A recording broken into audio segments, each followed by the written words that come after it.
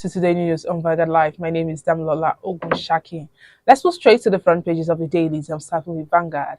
Vanguard is leading with Presidency fires back at PDP Labour Party over alleged anti-people policies. PDP cautions APC, federal government alleges anti-people policies, tax Nigerians on prayers over economic hardship. Tinubu's government lives in opulence while Nigerians groan. That's coming from Labour Party.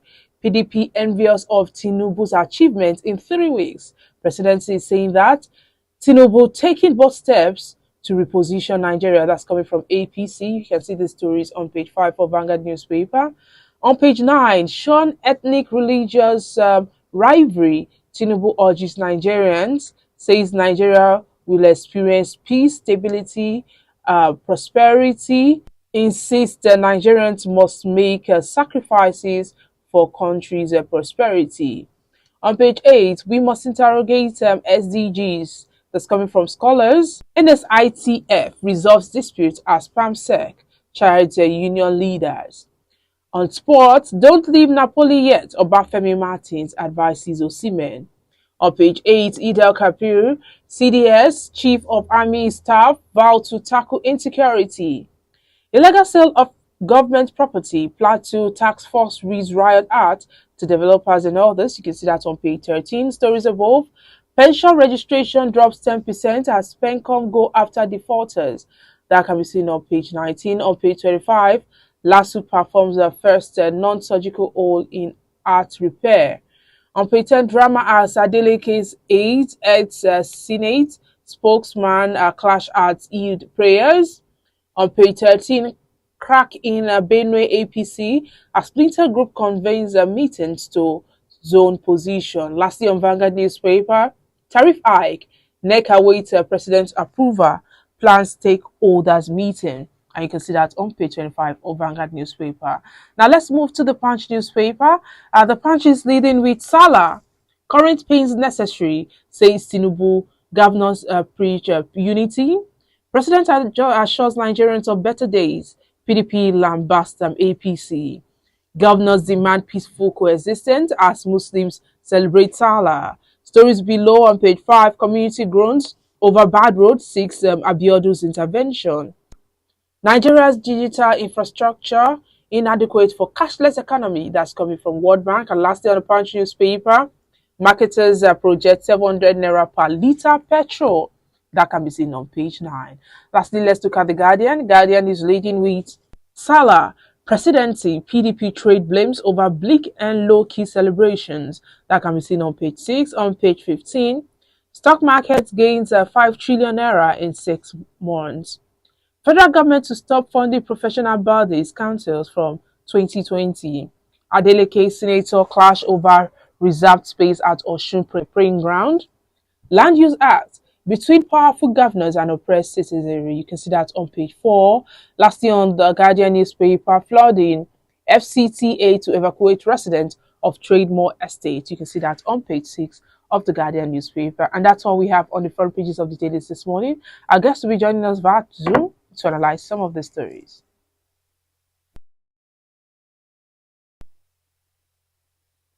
Welcome back. If you're just joining us, this is Today in the News on Vanguard Live. My name is Damilola Ogunshaki. Joining me to analyze the front pages of the dailies this morning is Mr. Oludare Mayowa. He is the publisher, Global Financial Digest. Good morning, Mr. Mayowa. Yeah, good morning, Damilola. I'm glad to be here today. Yes, thank you very much. Let's move straight to the front pages of the dailies. As Nigerians celebrate Eid al-Kabir, the main opposition, PDP, and the Labour Party yesterday, they accused President Bola Ahmed Tinubu's led All Progressive Congress APC administration of implementing anti-people policies they said had made it difficult for many people to, to celebrate. What do you think about what the opposition parties are accusing the president of doing? Yeah, thank you very much. Why we not see the policies anti-people, so to say, because of the economic reason behind it? I would say that the government has not done enough to actually, before they implement the OCD, they have not done their own work before they put those policies in place. to ameliorate the impact on the masses. That's why it becomes anti-people. Take, for example, the removal of fuel subsidies is a necessary needed policy to actually free the economy and to allow the economy to grow. But the government failed to put in place a certain measure that will ameliorate the impact, because every economic policy has positive and negative impact on the people.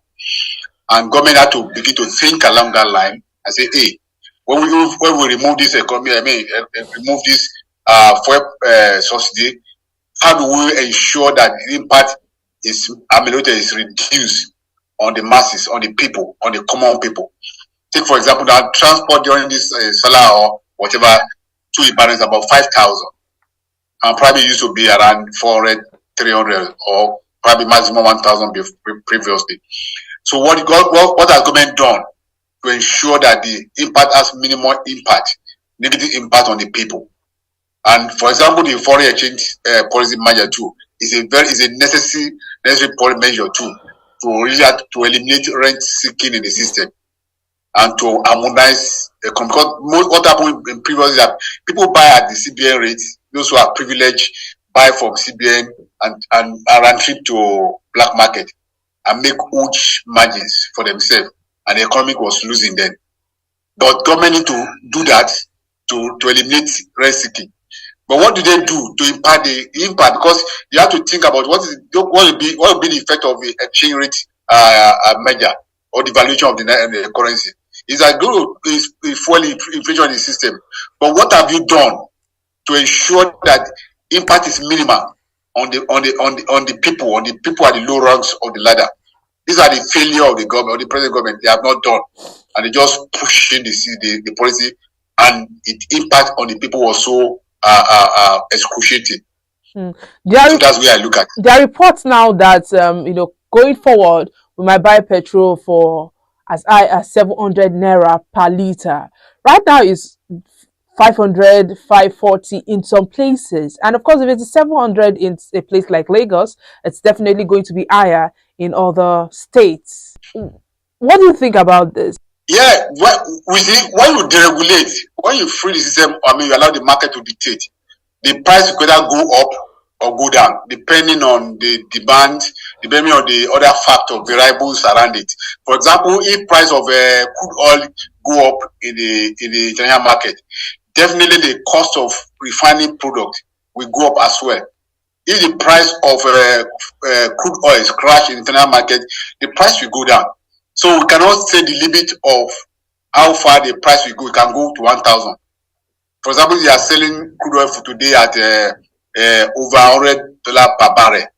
Then we should expect the price of local consumption to go up, in tandem.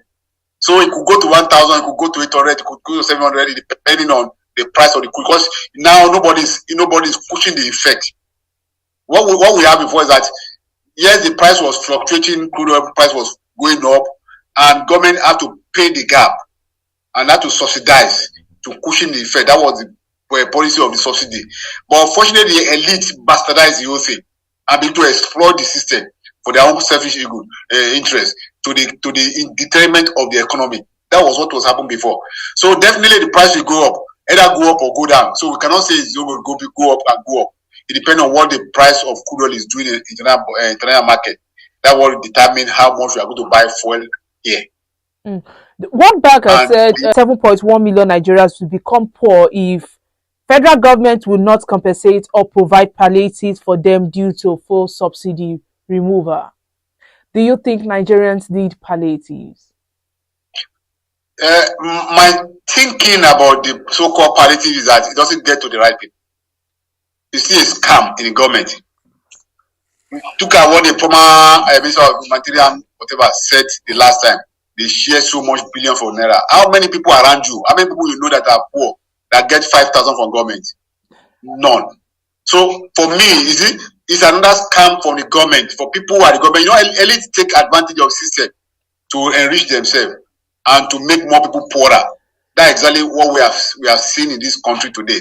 We are not seeing, and the government is not far because those people, those elites, are political elites. and they are the people who are the government, their families, their stooge, their surrogate all over the place. So what government can do is that what can have direct impact on the masses. For example, they can for example look at the food production and encourage and create incentive that will increase food production so that price will come down. Increase food production in the country so that price will come down. They can provide buses, trucks on a interest-free loan to transport that, so that transporting the food from the hinterland to the city or to wherever they need it will be reduced. The cost of transport will be reduced so that the effect will transmit to the masses. But the system where they are saying you are giving 5,000 to the poor, we are just wasting money. We are just people, the money ended up in the pocket of the politicians and those who are in government, and it will not have any direct impact on the masses. That's the problem. That's the challenge we are facing in this country today.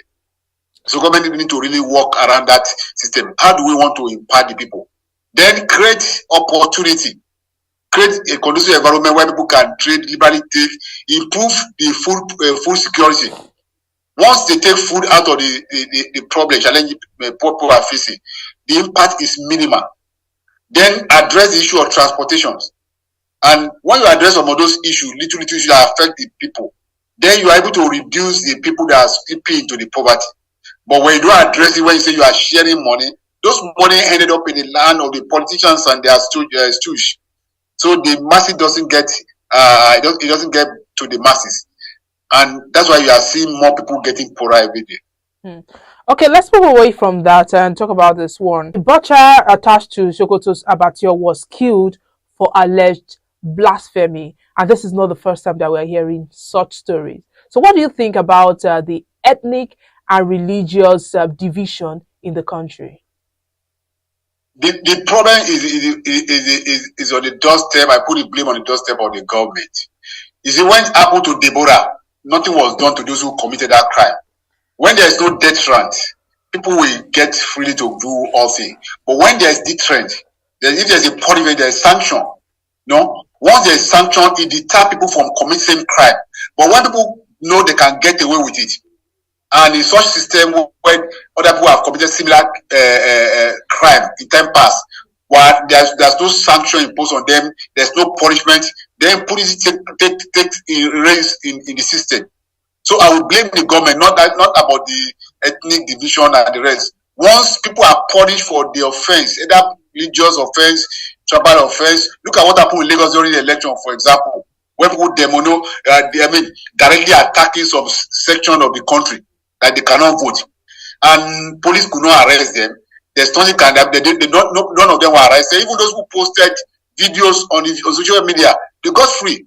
So people will be emboldened to commit such crime in the future, and that's the result we are seeing today. But if you have a government that has the willpower that can say no, there's a sanction for regardless of who you are, then we can see the reduction in such crime in the country. It doesn't matter that it's tribal, ethnic, bigotry or religious bigotry. No, it doesn't matter what kind of crime it is. As long as the law takes its course, then such crime will be reduced. So as Nigerians joined billions of Muslims across the globe to mark Eid yesterday, President enjoyed the citizens to shun ethnicity and religious division. Now, you talked about it. Many people have been talking about it on social media. You mentioned the election and what happened during the election. So is just talking about it enough? And do we expect that this government will put some of the things you said into place? Unfortunately, I have my doubts on that. Why? Because what happened in Lagos seems to have a tacit support of the president. He was the president, the candidate then, and it was his people in Lagos that carried out those atrocities. And we didn't hear any word of condemnation from him. So what has changed? Nothing has changed. So if he's preaching unity and this kind of thing, has he forgotten so soon what his supporters did in Lagos? What has government in Lagos or any government at all, or APC government, had done to rectify or to correct that crime? or to sanction those who are involved in it, or to call them to order. Because they have people in power, they are emboldened to do much more. So for me, I believe that the president just playing to the gallery. That's where I look at it.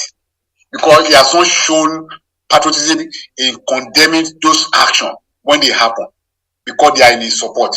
They supported him. So what has changed? What will he do different if the same scenario is created in the future? Will he still preach unity, or will he condemn it, or will he empower the security agency to do their work without any hindrance? These are the questions for the president. On Nigeria's digital and financial infrastructure is said to be inadequate to support a swift transition to a cashless economy. The World Bank has pointed that out. I mean, we've been talking about cashless economy, and that was what caused some issues early this year. They're still pursuing this, and they're still hoping that Nigeria will become a cashless country. But right now, the World Bank is saying that we lack the financial infrastructure. What do you have to say about this? Yeah, I will agree with the World Bank. Why we are not doing so badly in terms of improvements in internet banking, mobile banking, and the rest. For example, I was driving on the highway one day. I saw a man paying for gala on the traffic by transfer. So I saw it happen. So I said, hey, where it's getting on. We are gradually growing in that system, so to say. You know, I was shocked because guy bought about 3 or 4 galas and said, give me an account, and he transferred to the guy, and guy cross-check and got his money and move on. We're in traffic. So I see that happen. And in some far African countries, we cannot experience such development, so to say. I must say we are there. For example, during the week, someone close to me was trying to transfer money to a ZD bank. You know, for a whole day. It was not possible. Even the money on the transfer, we cannot even log to his application. You know, we have these challenges of some banks like that they have their system breakdown, no network. Even when you go to banking system, somebody went to one bank, you know, to transfer within the bank. The bank said they don't have a network. One of the mobile company, somebody want to do is SIM swap and the rest. And in their center, they said they don't have network. So we can see that because power is still a problem. Power is still a problem across this country, and power is very important to technology infrastructure in the country, part of the infrastructure to support those rulers. We still have vandalism. They vandalize their masts, their base stations. These are part of the challenges we are facing in this sector part of the country. There are so many other things. Theft of their diesel, so many destruction of cables and the rest. We are still having them here. And even the issue of right of way for laying their optic cable, for example. These are the challenges we are facing daily. For example, now probably my network is the Wi-Fi organization I'm using. No, I'm sure you know about. No, sometimes for a whole day, 2 days, you won't have a network. These are the challenges we are facing, and government has to holistically overhaul the system and see what they can use to support infrastructure development in that sector, so that because technology, cross across financial, in other sector of the economy, and we need to encourage them to develop them in such a way that we help to grow the economy. There are many Nigerians today that are working for a foreign company earning naira and dollars in Nigeria today because they can work through internet online. But if the situation is very poor, it will disrupt their process and it will affect their economy as well. So government need to really see this and take it seriously. Let me make a comment on the president call for everybody sacrificing. I believe that the government, if he say we should make sacrifice, how much sacrifice can the poor people make in this type of economy? Are people in government making similar sacrifice? Are they showing that they are tightening their belt? It's not that they are calling on the poor people to tighten their belt alone. Are they also tightening their belt? I see a convoy of the president in the footage yesterday about over 100 vehicles following the president to where and buying 500 liters per 500 naira per liters for oil to try to to put those vehicles on the road. Of what use? And that's a part of the wastage we are facing in this country. We are still living as a rich country when the country is really poor. So what do you think the government can do to lessen these burdens on Nigerians? Firstly, improve infrastructure. Right now, I don't have a power supply.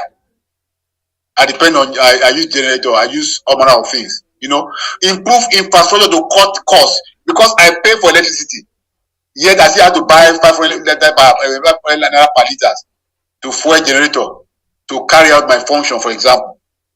But if I eliminate that aspect of it, I follow, because it's no matter how you look at it, it's more efficient to use the public power system to pass it. So improve infrastructure that could improve the economy, so can reduce the cost of production, cost of services, and the rest.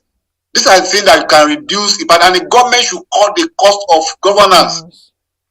Taking 100 vehicles in the present cost is a wasteful adventure.